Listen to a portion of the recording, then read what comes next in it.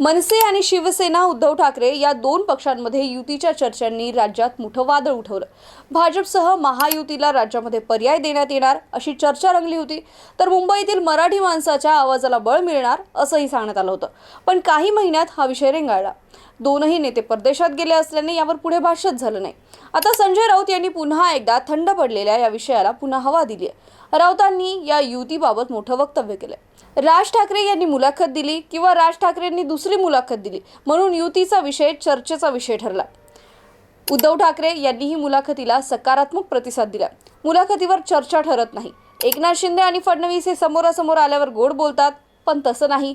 मिठ्या मारतील, एकमेकांच्या आजूबाजूला बसतील, एकमेकांकडे अगदी नेत्र पल्लवित करून बघतील, पण प्रत्यक्षात तसं चित्र नाहीये। तसं चित्र नाही। पण राज ठाकरे यांच्या 3 मुलाखतींपेक्षा प्रत्यक्षात काय चाललंय हे आम्हाला माहिती आहे। आम्ही स्वतः उद्धव ठाकरे आणि राज ठाकरे यांच्या मनसेबरोबर नातं जोडायला तयार आहोत, सकारात्मक भूमिका ठेवतोय। पण कोण काय बोलतं यापेक्षा ठाकरे काय बोलतात हे महत्त्वाचं आहे।